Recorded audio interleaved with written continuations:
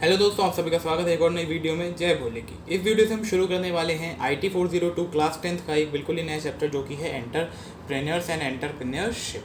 ठीक है, इस वीडियो में हम इस चैप्टर को पूरा समझेंगे, डिटेल में एक एक पॉइंट इसका डिस्कस करेंगे, जिससे कि आपसे टर्म 2 में से अगर कोई भी क्वेश्चन आए तो आपसे छूटे ना।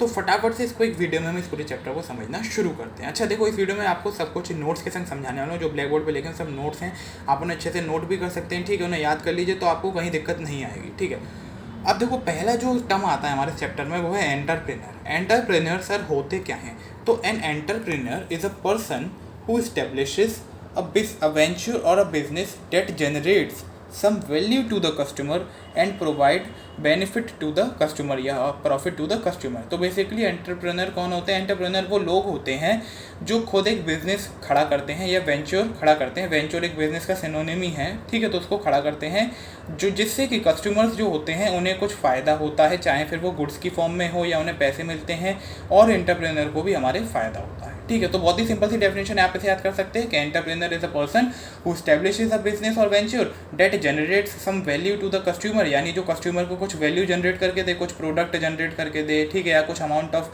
रुपीज़ उनके लिए फ़ायदा हो सके वहाँ पर, एंड प्रॉफिट दिलाए हमारे कस्टमर को। जब नई नई गुड्स एंड सर्विसेज हमारे पास आएंगी तो उससे हमें प्रॉफिट मिलेगा, हमारी मेहनत बच सकती है, और भी जिस भी चीज़ में उनका होगा प्रोडक्ट उस चीज़ से हमें फ़ायदा मिलेगा। ठीक है, अब देखो जो हमारा एंटरप्रेन्योर होता है ना, उसकी वो सेटअप तो करता है बिजनेस, पर वो किस एक स्पेसिफिक क्राइटेरिया होता है उसका जिससे वो बिजनेस सेटअप कर सकता है, उसे आसानी मिलती है। तो देखो वो होता है कि जब भी वो बिज़नेस सेटअप करता है ना, तो वो अपनी नज़र रखता है कि कौन सी चीज़ अभी तक मार्केट में अनमेट है।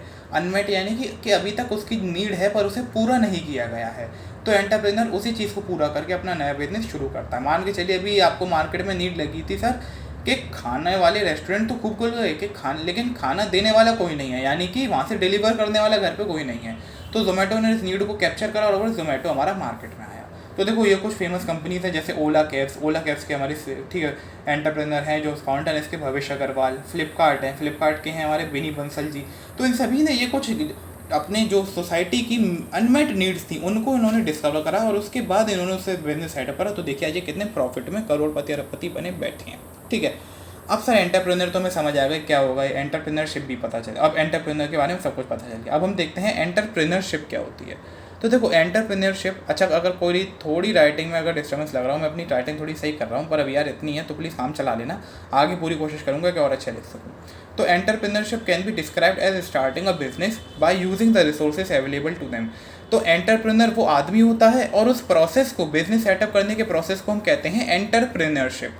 ठीक है, कि entrepreneurship can be described as starting a business को स्टार्ट करने को हम एंटरप्रेन्योरशिप कह सकते हैं by using the resources available to them, by जो भी उनके पास पैसा है, ज़मीन है, कैपिटल्स हैं, उनसे जो भी वो बिजनेस शुरू करें तो उसको हम कहते हैं एंटरप्रेन्योरशिप। उस प्रोसेस को हम एंटरप्रेन्योरशिप कह सकते हैं। ठीक है, अब देखो डायरेक्ट यहाँ पर रिलेशन बताया गया है EPSP और सोसाइटी का। EPSP क्या होता है? एंटरप्रेन्योरशिप और सोसाइटी के बीच में यहाँ पर हमें डायरेक्ट रिलेशनशिप बताया गया है। तो ये रिलेशनशिप क्या है? जैसे कि आपने देखा था कि एग्रो इंडस्ट्रीज़ और हमारा एग्रीकल्चर के बीच में काफ़ी खतरनाक रिलेशन था, उस पर डिपेंड रहती है, ऐसे ही कुछ यहाँ पर है। तो देखो क्या होता है, entrepreneur needs a society to establish a business. देखो जब भी आप कोई बिजनेस खड़ा करते हो तो आप उसमें प्रोडक्ट बनाते हो। प्रोडक्ट किसे बेचते हो? सोसाइटी में बेचते हो, कंज्यूमर्स को बेचते हो। बस सोसाइटी नहीं होगी तो आपका बिजनेस क्या खाक चलेगा? ठीक है, तो इसलिए एंटरप्रेन्योर्स जो होते हैं पूरी तरीके से वो सोसाइटी पर डिपेंडेंट होते हैं, वो सोसाइटी के हिसाब से वर्क करते हैं। बाकी समटाइम्स क्या होता है कि सोसाइटी है मान लो किसी जगह पर वहाँ पे बिजनेस ही नहीं है, ठीक है, यानी कोई प्रोडक्ट देने वाला ही नहीं है, तो फिर भी सोसाइटी को प्रोडक्ट देने वाले की ज़रूरत होती है। इसलिए सोसाइटी एंटरप्रेन्योर्स पर डिपेंड है और एंटरप्रेन्योर सोसाइटी पर डिपेंडेंट है। तो इसलिए हम कह सकते हैं यहाँ पर एंटरप्रेन्योरशिप और सोसाइटी का एक डिपेंडेंट रिलेशनशिप और डायरेक्ट रिलेशनशिप है। ठीक है, अब देखो यहाँ पर जो हम अगला टॉपिक देख रहे हैं वो है role and importance of entrepreneurs. Entrepreneurs का रोल क्या है और उनकी इंपॉर्टेंस क्या है।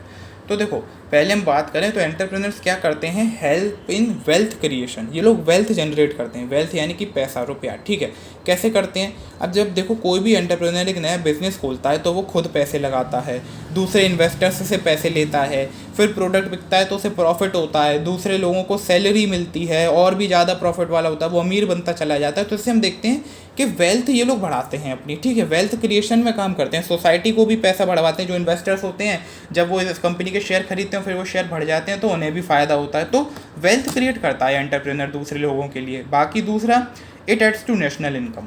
ठीक है। नेशनल इनकम में भी ये लोग मदद करते हैं। नेशनल इनकम में कैसे ऐड करते हैं, देखो जितने ज़्यादा बिजनेस होंगे उन पर सब पर सरकार टैक्स लगाएगी। सरकार टैक्स लगाएगी तो सरकार की कमाई बढ़ जाएगी कि नहीं बढ़ जाएगी, ठीक है। और फिर इस कमाई को सरकार हमारे ही डेवलपमेंट में लगा सकती है, जैसे रोड्स के डेवलपमेंट में या यहाँ वहाँ जहाँ भी आपको लगाना हो, तो वहाँ सरकार उस पैसे को लगा सकती है। तो ऐसे हमने देखा कि एंटरप्रेन्योर से हमारा नेशनल इनकम भी बढ़ती है। तीसरा जो पॉइंट है, इट क्रिएट्स एम्प्लॉयमेंट अपॉर्चुनिटीज़। तो देखो ये तो बहुत ही सिंपल पॉइंट है कि जब बिजनेस खुला है तो उसमें नौकरी करने के लिए लोग तो चाहिए ही। तो जो भी हमारे देश में बेरोजगार जनता है वो नौकरी कर सकती है, ठीक है, आराम से, जिससे अनएम्प्लॉयमेंट खत्म होगा और सभी कुछ ना कुछ कमा सकेंगे, आराम से जी सकेंगे, ठीक है। फिर चौथा जो पॉइंट है वो है leads to balanced regional development. अब आपने कुछ जगह देखा हो कि कुछ ना समाज, अगर आप झारखंड में जाएँ तो वैसे वो एक पिछड़ा हुआ राज्य था पहले, ठीक है, था।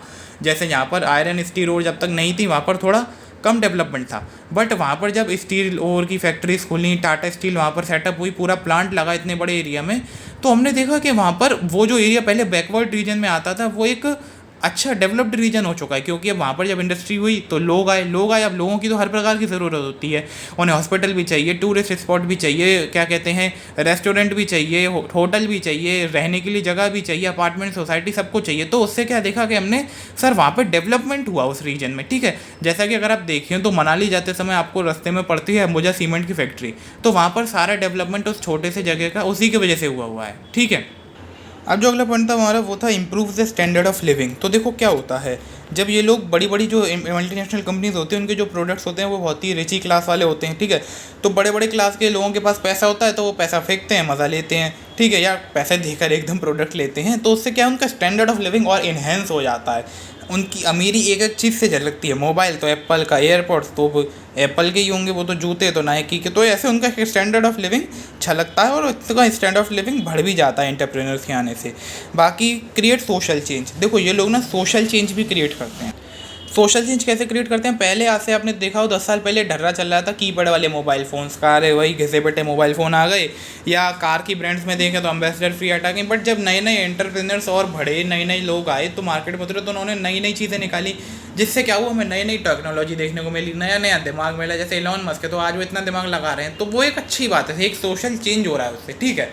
फिर लास्ट पॉइंट है हमारा यहाँ पर कम्युनिटी डेवलपमेंट। तो देखो अब ये तो इस सब बातों से तो ये लोग पैसा कमा लेते हैं। बाकी कम्युनिटी डेवलपमेंट का मतलब है कि ये लोग किसी संस्था में, देखो आपको पता ही बिल गेट्स कितना दान करते हैं, 100 करोड़ रुपए दान कर देते हैं, ठीक है। इंडिया में उन्होंने इतना दान किया है जिसका कोई सीमा नहीं है, पर पता नहीं दान कहाँ चला जाता है, पर किया तो है ना, ठीक है। तो वो हम देखते हैं कि ये लोग, इनके पास ज़्यादा पैसा होता है तो ये लोग उसे अच्छे काम में भी लगाते हैं, लोगों का भला करते हैं, ठीक है। तो ये इतने सारे हमारे रोल होते हैं एंटरप्रेन्योर्स के, wealth creation, national income, employment बढ़ाते हैं, रीजनल डेवलपमेंट करते हैं, स्टैंडर्ड ऑफ लिविंग एनहेंस करते हैं, सोशल चेंज लाते हैं और कम्युनिटी का डेवलपमेंट भी करते हैं अपने साथ साथ। देखो कम्युनिटी का डेवलपमेंट ये गरीब लोगों को पैसे देकर भी कर सकते हैं, और साथ ही साथ जब ये इनके जो अपने एम्प्लॉयज़ काम करते हैं उन्हें सैलरी मिलती है तो उनका भी स्टैंडर्ड ऑफ लिविंग बढ़िया होता है, ठीक है, वो और अच्छे से जी सकते हैं। या ये जो आपने देखा था improve the standard of living में, तो इसमें भी वो लोग, उनके जो एम्प्लॉयज़ होते हैं उनका भी स्टैंडर्ड ऑफ लिविंग अच्छा होता है जब उन्हें पैसे मिलते हैं, सैलरी मिलती है। तो ये था हमारा अभी अपना फर्स्ट पार्ट इस चैप्टर का। हम चलते हैं आगे के चैप्टर को, ठीक है। अगर आप किसी को स्क्रीनशॉट लेना है इसका तो वो ले सकता है आराम से, मैं बिल्कुल दिखा रहा हूँ, ठीक है, आप स्क्रीनशॉट ले लीजिएगा। चलिए हम आगे चलते हैं। तो दोस्तों अब हम बात करते हैं अपनी क्वालिटीज़ ऑफ सेल्फ एंटरप्रेन्योर्स की, ठीक है। अब हमारा चैप्टर बहुत ही छोटा बचा है तो इसमें देखना है क्वालिटीज़ में। देखो क्या होता है, एंटरप्रेन्योर हमेशा पैशनेट होते हैं। पैशनेट यानी कि वो जो बिज़नेस खोलते हैं ना, वो एक दबाव में आकर नहीं खोलते हैं, उस बिज़नेस से वो प्यार करते हैं, चाहे फिर वो कितना बड़ा हो या कितना छोटा हो। उसके लिए वो तैयार होते हैं कि हाँ अगर मुझे दिन में उसके लिए 18 घंटे देने हैं तो 18 दूंगा, 10 देने 10 दूंगा, 20 देने 20 घंटे दूंगा। डरते नहीं है वो हार्डवर्क से, क्योंकि वो वही चीज़ करते हैं जो उन्हें प्यारी लगती है, वॉट दे लव, ठीक है, they do what they love, okay. Second क्या है, वो मोटिवेटेड होते हैं, ठीक है, मोटिवेशन उनमें होता है। अब ये मोटिवेशन आता कहाँ से, देखो अभी आप लोग ना क्या करते हो, मोटिवेशन वीडियो देखा, मोटिवेशन आ गई, 1 घंटे काम करा, फिर मोटिवेशन चली गई। बट ऐसा नहीं, इनमें अंदर से एक मोटिवेशन, जब अंदर से पैशन होता है ना तो वो अंदर से मोटिवेशन क्रिएट करता है कि हाँ कुछ करने का जब जुनून होता है, ठीक है, और ये ज़िंदगी भर रहता है कुछ लोगों में, ठीक है।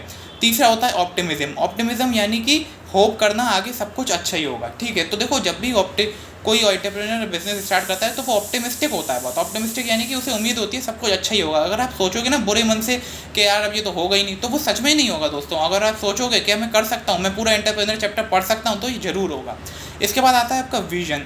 देखो एंटरप्रेन्योर्स ना कोई भी चीज़ करते हैं बिना विजन के नहीं करते हैं। विजन क्या, अब आपने बिजनेस शुरू कर लिया, ऐसे ही आप मुँह उठा के बिजनेस शुरू करना चले गए, ऐसे नहीं होता है।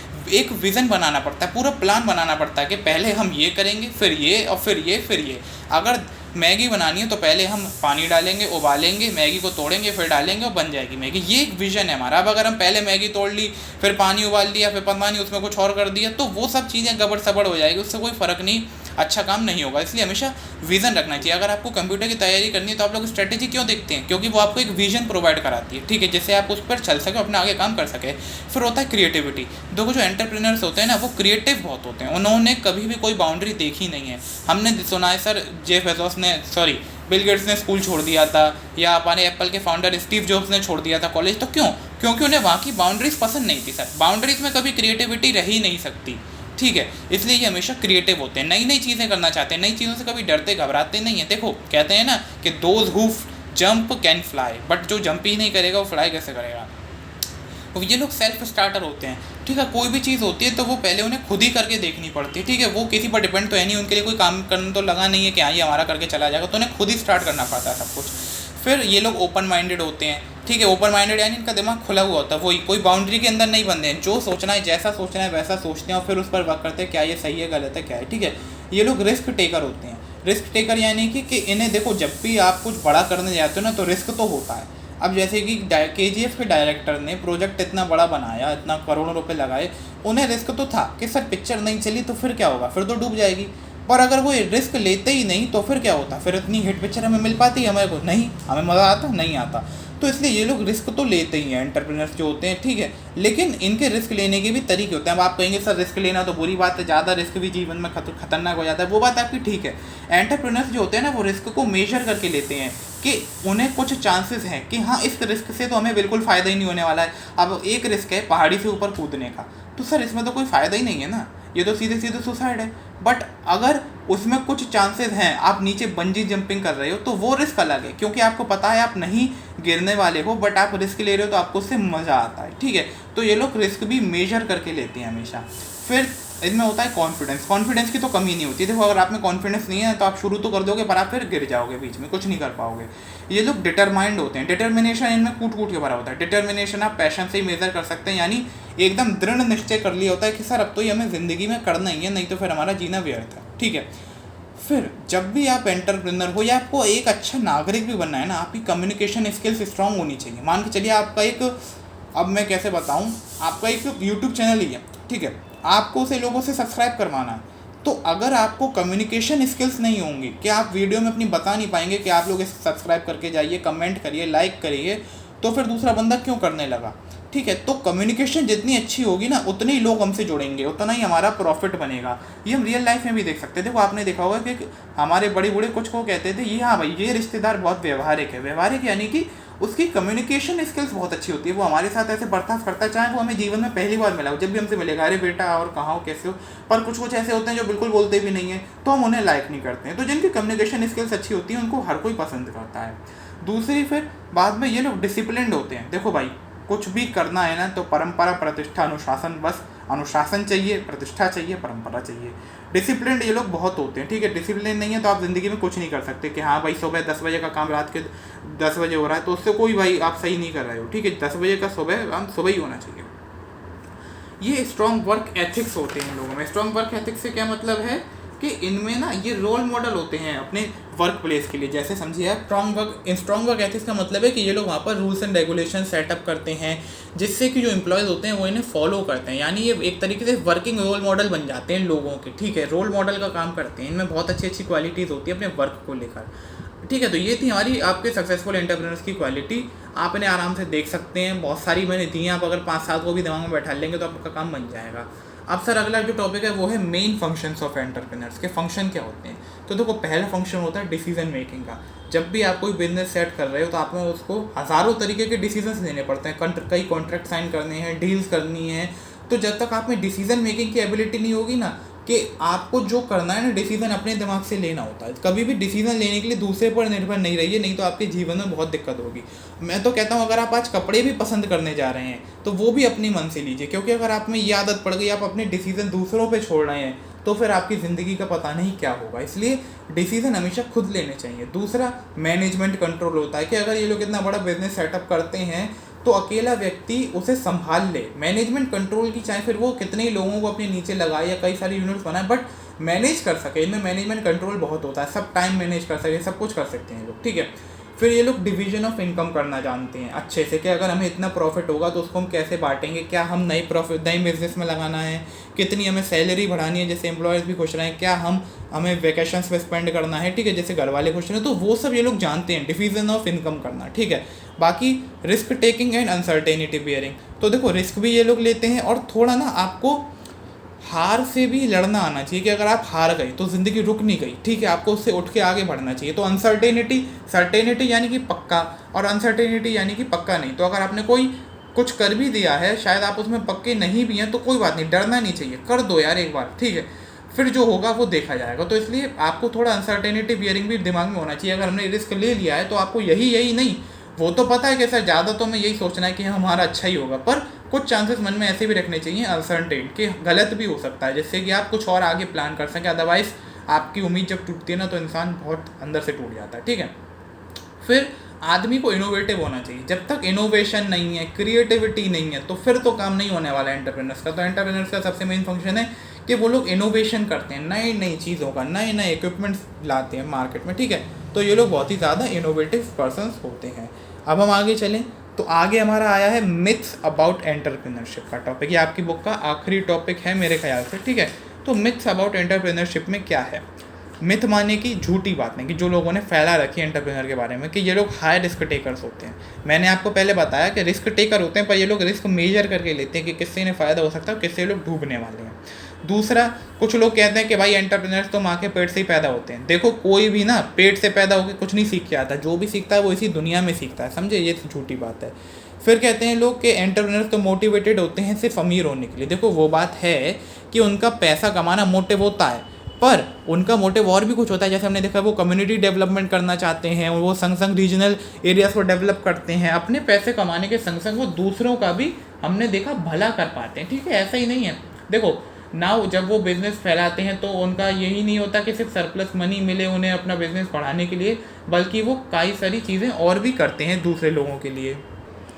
फिर हमसे बोला गया कि ये लोग लिटिल अटेंशन देते हैं अपनी पर्सनल लाइफ को, यानी अपनी जो ज़िंदगी, व्यक्तिगत ज़िंदगी, उससे ये लोग ज़्यादा मतलब खुश नहीं होते हैं, या कहें तो उन लोगों को अटेंशन नहीं दे पाते अपने बीवी बच्चों को, माता पिता को। तो देखो, ऐसा बिल्कुल नहीं है, ठीक है। जब आपका एक वेल प्लान्ड शेड्यूल होता है ना, आप सब मैनेज करके चल रहे होते हो, तो आप सब चीज़ों को अटेंशन दे सकते हो, ऐसा कभी नहीं। हाँ, ये लोग चाहें तो बहुत ज़्यादा वर्क कर सकते हैं कि हाँ सर ये तो 60 से 70 घंटे काम करते हैं तो क्या अटेंशन देंगे, पर ऐसी बात नहीं है।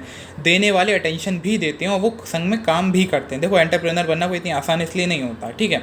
और तीसरी अफवाह क्या है सर, ये लोग लोनर होते हैं, इंट्रोवर्ट होते हैं। लोनर इंट्रोवर्ट यानी कि ये लोग अकेले रहना ज़्यादा पसंद करते हैं, ज़्यादा बोलते वालते नहीं है, किसी को ज़्यादा एडवाइस नहीं देते। तो देखो, ऐसा बिल्कुल नहीं है। एंटरप्रेन्योर्स दूसरे लोगों से भी बात करते हैं, इतने सारे इनके डिस्कस वाले लोग होते हैं, ठीक है, अपना पीए, पर्सनल असिस्टेंट, सब इतने सारे लोग होते हैं जिससे लोग बात करते हैं कि हमें क्या करना चाहिए। तो अपना सबके साथ भी काम करना ही पसंद करते हैं, अकेले तो करते ही हैं, ठीक है। फिर है ये लोग जॉब होपर्स होते हैं। तो देखो, इसका मतलब है कि ये लोग जॉब की तलाश में रहते हैं, जॉब का होप कर रहे हैं। तो देखो, ऐसा तो बिल्कुल नहीं है, क्योंकि एंटरप्रेन्योर तो बिजनेसमैन होता ही है, तो पहले वो कुछ जगह किसी कंपनी में जॉब करके एक एक्सपीरियंस लेते हैं और फिर उस एक्सपीरियंस को वो लोग आगे जाकर अपने बिजनेस में लगाते हैं जिससे उन्हें प्रॉफिट ज़्यादा हो सके। चौथे अफवाह है कि ये लोग बहुत ही ज़्यादा रूदलेस होते हैं, डिसेप्टिव होते हैं, यानी कि खड़ूस नेचर के होते हैं। देखो, ये ना अफवाह नहीं है, ये अफवाह है बेसिकली। ये तो मैं सिर्फ यूट्यूब की वीडियो देख के लग सकता है, जो आता है ना वो मोटिवेशनल वाले शॉर्ट्स, वो एक मॉडल चल रहा है बीच में और एक अच्छा सा स्लोगन लिखा आ गया, मेरा मोबाइल मेरी ज़िंदगी, ऐसा। तो वो सिर्फ उसी को देख के लगता है ये लोग बहुत ज़्यादा रूदलेस डिसेप्टिव हैं, पर ऐसा बिल्कुल भी नहीं होता। ये लोग बहुत डाउन टू अर्थ होते हैं, क्योंकि ये लोग इस मौसम, मतलब उस जगह से आए होते हैं ना जहाँ से हम सोच भी नहीं सकते, इनकी ज़िंदगी बहुत कठिन होती है, इसलिए ऐसा नहीं है। और बाकी समय इंसान को कैसा बनाते हैं उसके हम कुछ कह नहीं सकते। और एक और अफवाह है इनके बारे में कि इनमें लिमिटेड डेडिकेशन होती है। सर ये तो बहुत ही गलत है। डेडिकेशन और एंटरप्रेन्योर में इसका तो कोई हिसाब ही नहीं है भाई लोगों। डेडिकेशन तो सबसे ज़्यादा एंटरप्रेन्योर में ही होती है, वो बहुत ज़्यादा दृढ़ होते हैं अपने कार्य के प्रति, ठीक है। तो ये तो बिल्कुल गलत थी। तो ये कुछ मिथ से हमने देखा। अब जो हमारा आखिरी टॉपिक है वो है entrepreneurship as a career option, कि सर करियर में अगर हमें जाके एंटरप्रेन्योर बनना हो तो क्या है, सही है, नहीं है, कैसा है, क्यों है। तो देखो, अब कंट्रीज़ में ना एक ट्रेंड चल रहा है क्या, कि उनकी जो इकोनॉमी है वो मैनेजरियल से एंटरप्रेन्योरियल होती जा रही है। अब इसको समझो, मैनेजरियल मतलब कि पहले वो सिर्फ एक मैनेज करने वाले थे, वहाँ के लोग दूसरों के यहाँ नौकरी करने चले जाते थे, ठीक है।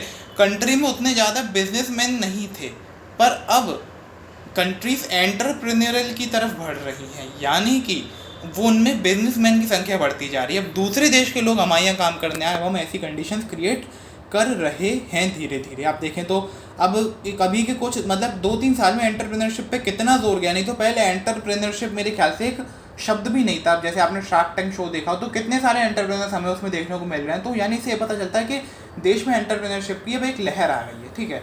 तो एंटरप्रेन्योरशिप को इंकरेज करने के लिए, बढ़ाने के लिए हमारी सरकार ने भी करा। हमारी सरकार ने क्या करा, ministry of skill development and entrepreneurship को बनाया था 2014 में, ठीक है, जो कुछ वर्क कर रही है इसको लेकर।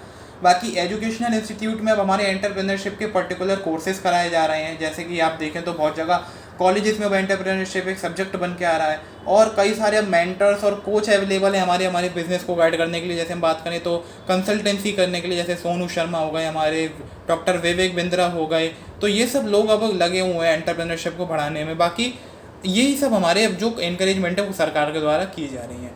अब देखो एक लाइन लास्ट में एक कंक्लूजन लाइन देख लो, एंटरप्रेन्योरशिप ना फुल ऑफ अनसर्टेनिटी है। देखो कुछ नहीं पता होता कि एंटरप्रेन्योरशिप में आगे होगा क्या, बिजनेस सेटअप सफल होगा या नहीं होगा, बट अगर कोई इस बात को एक्सेप्ट कर लेता है और ठान लेता है मन में कि मुझे अच्छा ही करना है ना, तो सक्सेस पक्की बात है, एश्योर हो जाएगी, सक्सेस कहीं नहीं गई है, ठीक है। देखो एक मैं तुम्हें बात बता रहा हूँ, उसको तुम गांठ बांध लेना, ठान लो तो जीत है, मान लो तो हार है, बस इन शब्दों को याद रखना और तुम्हारी ज़िंदगी में हमेशा जीत आएगी, ठीक है। तो अगर तुम्हें ये लेक्चर पसंद आया हो एंटरप्रेन्योरशिप का, तो इस वीडियो को लाइक करना, और अगर इस लेक्चर से कोई डाउट हो तो प्लीज़ कमेंट में बता देना। अभी हम और लेक्चर डालेंगे तो उसमें हम क्लियर कर लेंगे, या एक अलग से Q&A वीडियो इसी का बना लेंगे, ठीक है। और हाँ, लाइव स्ट्रीम करनी है ना मुझे, तो यार तुम लोग टाइम बता दिया करो कि किस टाइम में तुम लोगों का सबसे ज़्यादा सूटेबल है, तो या कर देंगे हम लोग लाइव स्ट्रीम, ठीक है। और अगर कोई कैसा भी डाउट हो तो बता देना। बाकी हाँ, अगर मेरी राइटिंग को लेकर तुम्हें थोड़ी दिक्कत हो तो यार मैं पूरी कोशिश कर रहा हूँ थोड़ी राइटिंग सही करने की, वो थोड़ी कर लूँगा धीरे धीरे यार, तुम टेंशन मत लो, ठीक है। बाकी समझ तो आ ही रहा होगा, मैं शायद इतना सोच सकता हूँ, ठीक है। चलो good bye, tata, see you.